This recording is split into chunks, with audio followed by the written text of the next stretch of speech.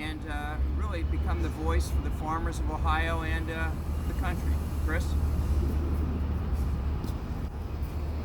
Thank you, Phil. I planned to deliver remarks on unity, but after not being able to sleep last night, I started at 3 a.m., threw out the script, and started over. Yesterday, the President of the United States, when asked if he would commit to a peaceful transfer of power after the election, refused to concede to one of our cherished norms in this United States. That is the time-tested process of a peaceful transfer of power, beginning with public concession. After the people have spoken with their vote, the codification of that succession in the Electoral College, the parallel motion of governance in the interim with the transition process, all culminating in the inauguration as prescribed in the Constitution on 20 January of 2021. How many of us, watching an inauguration or news report, have heard a reporter, anchor, commentator boast of his or her United States of America by drawing references to dictatorships in history and pointing out that the United States stands apart from those countries of lesser freedoms?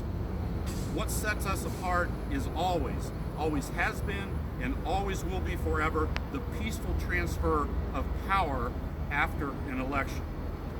But before that peaceful transfer of power in this United States, there is a uniquely democratic process set in motion days, weeks, months, and even, yes, years prior to January 20th. That is the United States system of voting. One woman or man with their one vote is the bedrock that protects us from anarchy. Just as the peaceful transfer of power is built on a bedrock of the election process, so is the election process built on its own foundation. And that foundation is trust. The people's trust of the process, and by extension, the acceptance of the results. Trust. Today, that trust is under attack. And no, I'm not speaking of the mischief that foreign governments disrupt and inject to disrupt our elections through social media. I'm speaking of a threat much closer to home, a threat that we invited in and that we gave the power to disrupt. The internal threat to the trust of our electoral process is none other than the President of the United States, Donald J. Trump. For months now, the President has cast doubt on our tried and true system of the transfer of power by using descriptors such as rigged, unfair, disaster to slowly and methodically inject doubt into voters' minds that there was somehow, some way, a cloaked and nefarious process afoot. This, all an attempt to erode trust. He even quipped yesterday, "Get rid of the ballots. There won't be a transfer. Frankly, there'll just be a continuation." I'll have none of it. Not in my state. Not in Ohio. I know this business.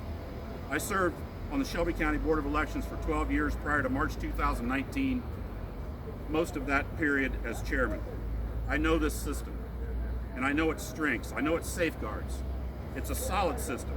It's a dependable system, and I will not have it attacked by anyone, much less the President of the United States. And what is the core of Ohio's registration system, absentee voting system, early in-person voting, election day voting, and post-election tabulating and certification process? It's the secret weapon that we have here in Ohio. It's the people.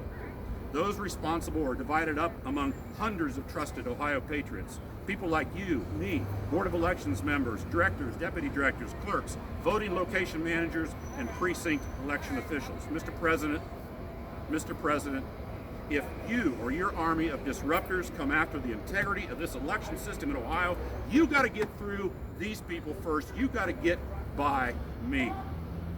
Because they're going to continue to do their jobs every day to ensure voters are educated, that ensured they were registered to vote, that they're given the opportunity to be a poll worker, that they're given the opportunity to vote early, or to vote absentee, or to vote in person.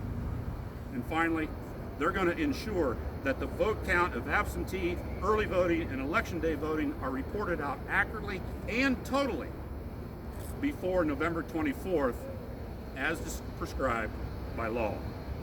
On behalf of my fellow Operations Grant leadership, here's my message to Ohio voters. Don't let Donald J. Trump undermine your trust in your most sacred right as an American, that is your sanctity of your vote. Thank you.